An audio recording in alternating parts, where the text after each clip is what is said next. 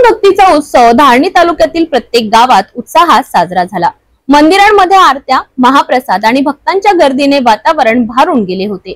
हनुमान जयंतीचा हा शुभ पर्व धारणीच्या जनतेने भक्तिभावाने साजरा केला। धारणी तालुक्यातील प्रत्येक गावात श्री हनुमान जयंती भक्तिभावाने साजरी करण्यात आली।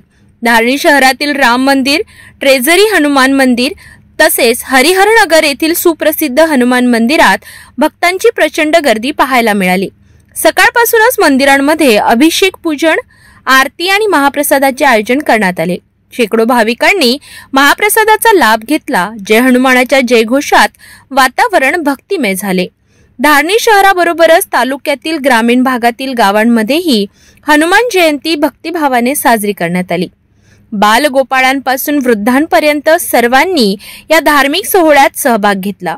शिस्तबद्ध आयोजन, स्वच्छतेची विशेष काळजी आणि सामुदायिक सहभाग या सर्वांमुळे यंदाही हनुमान जयंती विशेष ठरली।